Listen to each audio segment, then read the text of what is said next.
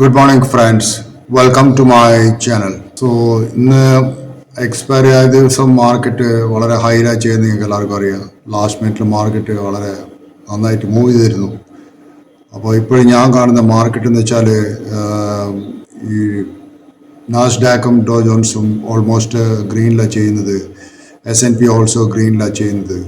So മാർക്കറ്റിൽ നല്ല സ്ട്രെങ്ത്താണ് ഞാൻ കാണുന്നത്. ഇന്ന് മെയിൻലി മൂവ് ചെയ്ത ഒരു കാരണം എന്ന് വെച്ചാൽ ഞാൻ പറയുന്നതിൻ്റെ ഒരു വലിയ റീസൺ എന്ന് വെച്ചാൽ ഓട്ടോ സ്റ്റോക്സ് നന്നായിട്ട് മൂവ് ചെയ്തിരുന്നു.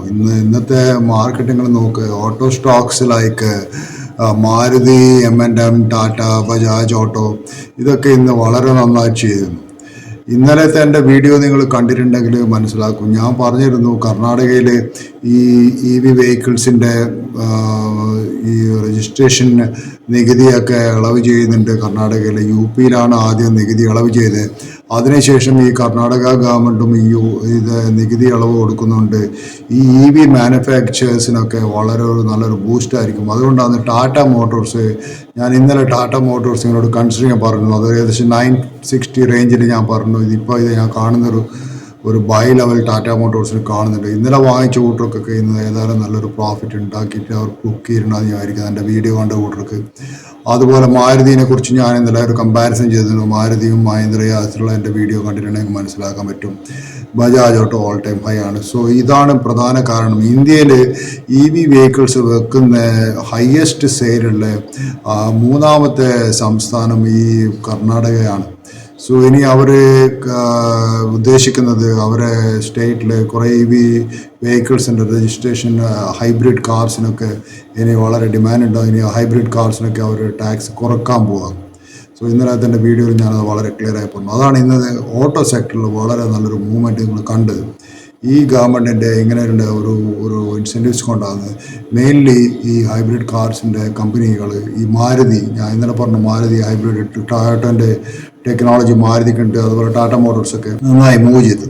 അപ്പോൾ ഇനി നമുക്ക് ഇന്നത്തെ വലിയൊരു മൂവ് ചെയ്ത സ്റ്റോക്കുകൾ ഏതൊക്കെയാണെന്ന് പറയുകയാണെങ്കിൽ ഈ HDFC ബാങ്ക് നന്നായി ചേർന്നു, ഭാരതി എയർടെൽ നന്നായി ഇന്ന് മൂവ് ചെയ്തിരുന്നു ഭാരതി എയർടെൽ. പക്ഷേ ഇന്ന് നല്ലൊരു മൂവ്മെൻറ്റ് കാണിച്ചത് ടാറ്റ മോട്ടോഴ്സ് തന്നെയാണ്. ടാറ്റ മോട്ടോഴ്സ് ഏകദേശം 3% മൂവ് ചെയ്തിട്ടുണ്ട്. അതുപോലെ മെറ്റൽ സ്റ്റോക്സും നന്നായി മൂവ് ചെയ്യുന്നുണ്ട്. അത് ഇന്നലെ ഞാൻ പറഞ്ഞു, മെറ്റൽസ് ഈ ടാറ്റ ചൈനയിലുണ്ടാകുന്ന ഈ എന്താ പറയുക, ഈ സ്റ്റിമുലസ് മെഷേഴ്സ് കൊണ്ട് ഈ മെറ്റൽസിന് നല്ല മൂവ് കിട്ടുന്നുള്ള കാര്യം. സോ ഇന്ന് വേദാന്ത ഏകദേശം 501 റുപ്യ വരെ പോയി. കാരണം 4% ഗെയിൻ ചെയ്തിട്ടുണ്ട്. സ്റ്റേറ്റ് ബാങ്ക് ഓൾമോസ്റ്റ് 1% ഗെയിൻ ചെയ്തിട്ടുണ്ട്. സോ അടുത്ത വലിയൊരു മൂവ് ചെയ്തത് ഞാൻ കണ്ടത് ട്രെൻഡ്, നമ്മളെ ഈ ടാറ്റൻ്റെ ട്രെൻഡ് മൂവ് ചെയ്തിട്ടുണ്ട്. പിന്നെ വന്നത് ബജാജ് ഹൗസിംഗ് ഫൈനാൻസിൽ നിന്ന് 157 റുപ്യ ചെയ്തിട്ടുണ്ട്. ഇന്നലെ വലിയൊരു മൂവ് ചെയ്തില്ല, പക്ഷേ എന്നാലും 157 റുപ്യ ചെയ്തിട്ടുണ്ട്. ഇന്ത്യൻ എനർജി എക്സ്ചേഞ്ച് 3% മൂവ് ചെയ്താണ്. സംവർദ്ധൻ എല്ലാ ഓട്ടോ സ്റ്റോക്സ്, സംവർദ്ധൻ മദേഴ്സും ഈ ഓട്ടോ സ്പെയർ പാർട്സ് ഉണ്ടാക്കുക, അതും ഏകദേശം 3.6% മൂവ് ചെയ്തിട്ടുണ്ട് സംവർദ്ധൻ മദേഴ്സിന് സുമി.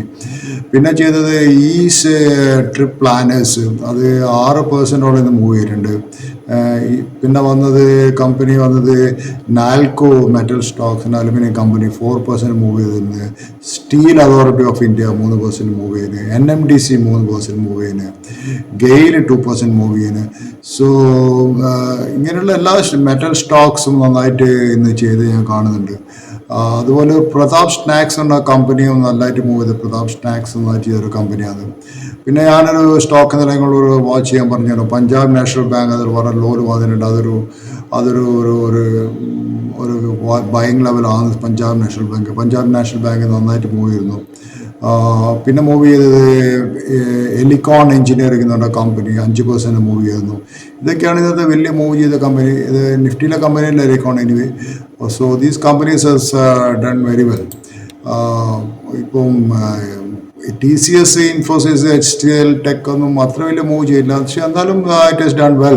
റെഡിലായിരുന്നില്ല TCS. റിലയൻസ് ഓൾസോ മാർക്കറ്റിനെ നന്നായി സപ്പോർട്ട് ചെയ്തിരുന്നു. പിന്നെ ചെയ്ത അൾട്രാടെക് സിമെൻറ്റ് 2% മൂവ് ചെയ്യുന്നു. ഈ നോൺ എനർജി സെക്ടറിലുള്ള JSW സ്റ്റീൽ, അത് another steel company. SAIL also has done 3% move ചെയ്യുന്നു. ഓൾമോസ്റ്റ് എടുക്കാൻ മറ്റുള്ള സ്റ്റീൽ കമ്പനീസ് എടുക്കാന്ന് വെച്ചാൽ ഗ്രാസിമോ ഓൾസോ നോൺ എനർജി മിനറൽസ് ഉള്ള കമ്പനി 2747 ഗ്രാസിം ചെയ്തിരുന്നു.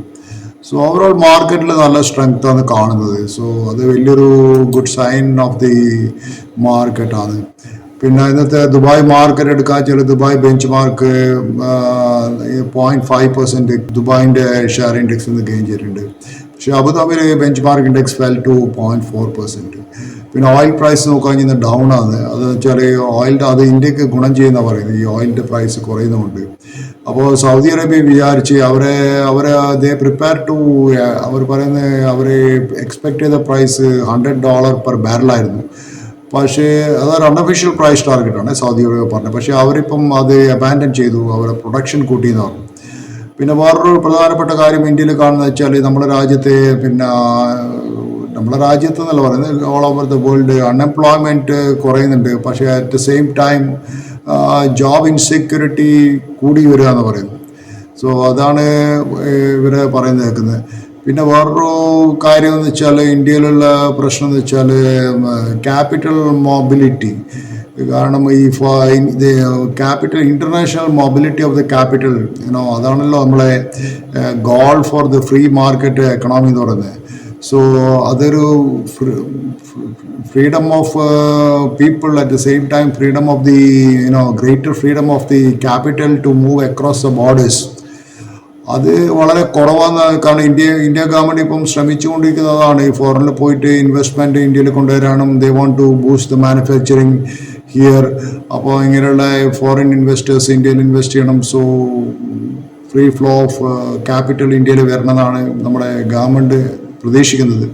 സോ അത് വരുമ്പോൾ എന്ന് വെച്ചാൽ ഫോറിൻ ഇൻവെസ്റ്റേഴ്സ് ഇന്ത്യയിൽ മാനുഫാക്ചറിങ് പ്ലാന്റ്സ് കിട്ടുന്ന സമയത്ത് അവരൊരു കണ്ടീഷനും കൂടെ ഉണ്ടാവുന്ന ഞാൻ വിചാരിക്കുന്നത്. They want to make the law very clear because they want to hire any people they like they and they want to fire the people at any time. So അതാണ് വലിയൊരു പ്രശ്നം. പിന്നെന്ന് വെച്ചാൽ they want to restructure the companies more quickly. അതെങ്ങനെയാണെന്ന് വെച്ചാൽ they want to be sold and bought the company also very quickly, and short term balance sheet ആണ് bringing the higher financial returns in shorter time കൊണ്ടുവരണമെന്നാണ് ഒരു foreign investors ഇന്ത്യയിൽ വരുമ്പം ആഗ്രഹിക്കുന്നത്. പക്ഷേ ഇപ്പോൾ free market policies ആണ് ഇതൊക്കെയാണ് ഇതിൻ്റെയൊക്കെ ഭാഗമായിട്ടാണ്. കാരണം നമ്മൾക്കറിയാലോ നമ്മളെ ഇന്ത്യ ഒരു കാലത്ത് പറയാന്ന് വെച്ചാൽ കൊളോണിയൽ റൂളായിരുന്നു, ബ്രിട്ടീഷ് കൊളോണിയൽ റൂൾസിൽ. പിന്നെ വന്ന് നമ്മുടെ Indian government what Nehru did was to develop our economies. അത് അയാൾ ചെയ്തത് through the state intervention by adopting ഒരു നെഹ്റുവിൻ്റെ ഒരു സോഷ്യലിസ്റ്റ് വ്യൂ ആയിരുന്നു. സ്റ്റേറ്റ് ഇൻ്റർവെൻഷൻ ഇല്ലായിരുന്നു. അപ്പോൾ അവരെന്താ ചെയ്തതെന്ന് വെച്ചാൽ സ്റ്റീൽ കമ്പനീസ് ഡെവലപ്പ് ചെയ്യാൻ നോക്കി, ഓട്ടോമൊബൈൽ ഡെവലപ്പ് ചെയ്യാൻ നോക്കി. That is beyond there capabilities. അങ്ങനെയാണ് നമ്മളെ ഈ നാഷണൽ സ്റ്റീൽ കമ്പനീസൊക്കെ വരുന്നതും. പിന്നെ ടാറ്റ സ്റ്റീൽ അവർക്ക് ബിയോണ്ട് ഒരു കപ്പാസിറ്റി പോകുന്നത് ടാറ്റ സ്റ്റീൽ പോലത്തെ കമ്പനീനെ ഡെവലപ്പ് ചെയ്യും. പിന്നെ അങ്ങനെയുള്ള ടാറ്റ സ്റ്റീൽ പോലത്തെ കമ്പനീസ് വരുന്ന സമയത്ത് they artificially using measures to trade protectionism കൊണ്ടുവരാൻ നോക്കി. അന്നേരത്തെ അവർ ഫോറിൻ കമ്പനീസിന് they ban foreign direct investment ആ സമയത്ത് ഇന്ത്യയിൽ വരാൻ അവർ ബാൻ ചെയ്തു. ഇന്ത്യൻ കമ്പനീസിന് ഇൻഡസ്ട്രിയൽ സബ്സിഡീസ് കൊടുത്തു. ആൻഡ് എല്ലാ ബാങ്കുകളും സ്റ്റേറ്റ് ഓണർഷിപ്പ് ആക്കി കളഞ്ഞു. അങ്ങനെ ഒരു തരത്തിലുള്ള ഒരു സോഷ്യലിസ്റ്റ് പ്രൊട്ടക്ഷനിസ്റ്റ് എൻവിറോൺമെൻറ്റിലായിരുന്നു നമ്മുടെ രാജ്യം ഉണ്ടായിരുന്നത്. സോ അത് ഏറെക്കുറെ ആ സമയത്തുള്ള നമ്മുടെ എക്കണോമിക് സിറ്റുവേഷൻ നോക്കുകയെന്ന് വെച്ചാൽ ഒരു ഇമോഷണൽ പോയിന്റ് ഓഫ് വ്യൂവിൽ ഇറ്റ് ഈസ് അണ്ടർസ്റ്റാൻഡബിൾ. പക്ഷേ നിങ്ങൾ നോക്കിക്കോ, എല്ലാ കൊളോണിയൽ മാസ്റ്റേഴ്സും ദർ ഓൾ ക്യാപിറ്റലിസ്റ്റ് കൺട്രീസ് അല്ലേ. ഇപ്പം നമ്മളെ ഭരിച്ച ബ്രിട്ടൻ ആയാലും ശരി, ഡച്ച് കമ്പനി ആയാലും ശരി, ഫ്രഞ്ച് ആയാലും, ഇതൊക്കെ ഒരു അമേരിക്ക ആയാലും ശരി, ഇതൊക്കെ ഒരു അമേരിക്കൻ കോളനിയാണ്. ചില രാജ്യങ്ങൾ അമേരിക്കൻ കോളനിയാണ്. ഇവരൊക്കെ ഒരു ക്യാപിറ്റലിസ്റ്റ് കൺട്രികളായിരുന്നു. സോ അതൊരു നമ്മൾ ആലോചിക്കേണ്ട കാര്യമാണ്.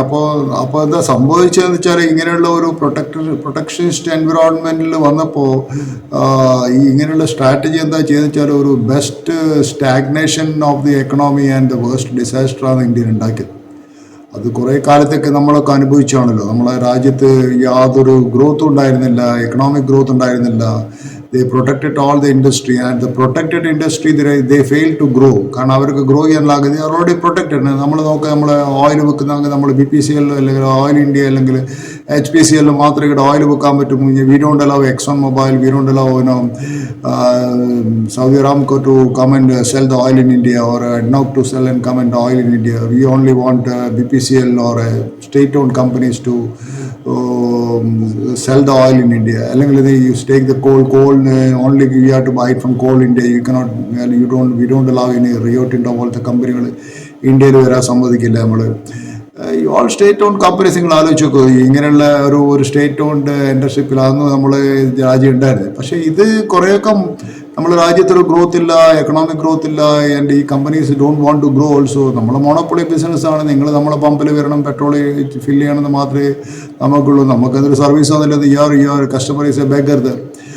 അങ്ങനെയുള്ള സമയത്താണ് ഈ 1980 എനിക്കൊന്ന് ഈ ഫ്രീ മാർക്കറ്റ് പോളിസി വരുന്നത്. പിന്നെ അതിനുശേഷം വന്ന് നിങ്ങൾക്ക് എല്ലാവർക്കും അറിയുന്നതായിരിക്കും, നമ്മളെ നരസിംഹറാവു ആൻഡ് മൻമോഹൻ സിംഗ് ഗവൺമെൻറ് വന്നു. ആ സമയത്തായിരുന്നു നമ്മുടെ രാജ്യം ഒരു ഫ്രീ മാർക്കറ്റ് പോളിസിനെ അഡോപ്റ്റ് ചെയ്ത സമയം. സോ ഇന്ന് നിങ്ങൾ നോക്കുക വെച്ചാൽ ആസ് ഓഫ് ടുഡേ ലോകത്തിലെ റിച്ച് കൺട്രീസ് എടുക്കാൻ, ജപ്പാനായാലും കൊറിയ ആയാലും അല്ലെങ്കിൽ അമേരിക്ക ആയാലും ബ്രിട്ടൻ ആയാലും എല്ലാ കൺട്രിയും എങ്ങനെയാണ് റിച്ച് ആയെന്ന് വെച്ചാൽ the all accepted the free market policies, especially through free trade with rest of the world. അതായിരുന്നു ജപ്പാൻ്റെ കാറുകളോ, ജപ്പാൻ്റെ ടോയ്സോ, ജപ്പാൻ്റെ കാസറ്റുകളോ, ജപ്പാൻ്റെ സ്റ്റീരിയോ സെറ്റ്സോ ഇല്ലാത്ത കൺട്രി നമുക്കറിയാം. നമ്മൾക്ക് എത്ര പണ്ട് ജപ്പാൻ്റെ ഈ സോണി കാസറ്റും സോണി ടി വി ഇന്നും പലപ്പോഴും സോണി ടി വിനെ നമ്മൾ വീട്ടിലൊക്കെ അധികം കാണുന്നത്.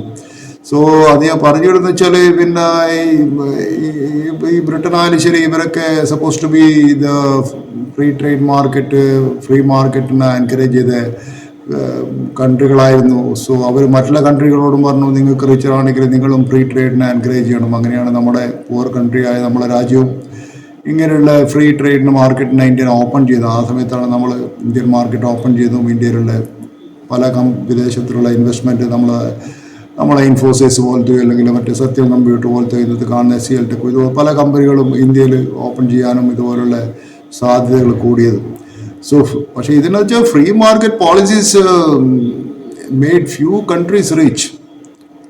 അത്രയും അതിനെ മറ്റുള്ള എല്ലാ രാജ്യങ്ങളും ഫ്രീ മാർക്കറ്റ് പോളിസി കൊണ്ട് റിച്ചറായിട്ടില്ല. അതിലൊരു വലിയൊരു റിച്ചായ കൺട്രിയാണ് ചൈന.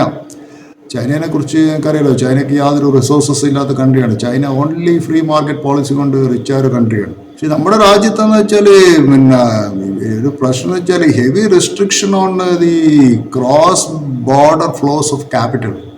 പിന്നെ വരുന്നത് ഈ state owned highly regulated banking sector. പിന്നെ വരുന്നത് വെച്ചാൽ numerous restrictions on foreign ownership on financial assets. പിന്നെ എന്ന് വെച്ചാൽ ഈ ഫോറിൻ ഫേംസിന് ഏതെങ്കിലും നമ്മുടെ രാജ്യത്ത് നിന്ന് they want to produce anything, they complaint, അവർ കംപ്ലൈൻറ്റ് വെച്ചാൽ they are discriminated against all differential taxes and regulatory by the local government. എന്തൊക്കെ ടാക്സ്, എന്തൊക്കെ പലത റെസ്ട്രിക്ഷൻസും ടാക്സ് റെസ്ട്രിക്ഷൻസ് ഉണ്ടാവും. സോ പിന്നെ വേറെ നമ്മുടെ രാജ്യത്ത് വരുന്ന വലിയ പ്രശ്നം കറപ്ഷൻ്റെ പ്രശ്നമാണ്. സോ പിന്നെ വരുന്നത് കോംപ്ലിക്കേറ്റഡ് പ്രോപ്പർട്ടി റൈറ്റ്സ്. കാരണം നിങ്ങളൊരു ഷോപ്പ് എടുത്തിട്ട് ആരെങ്കിലും റെൻറ്റിന് കൊടുത്തൊക്കെ ഷോപ്പ് ഓണർ ഒഴിഞ്ഞിട്ടുണ്ടായി, നിങ്ങൾ കേസ് കോടതി കൊടുത്തിട്ട് പിന്നെ 100 കൊല്ലം കേസിന് വിധിക്ക് വേണ്ടി 100 കൊല്ലം നടക്കേണ്ടി വരും. സിവിൽ കേസ് ചെയ്യാൻ കാര്യമില്ല, 100 കൊല്ലം കഴിയാൽ കേസ് പിന്നെ നടക്കും. സോ അങ്ങനെയുള്ള ഒരു ഭയങ്കര കോംപ്ലിക്കേറ്റഡ് പ്രോപ്പർട്ടി റൈറ്റ്സ് ആണ് ഇന്ത്യയിലുള്ളത്.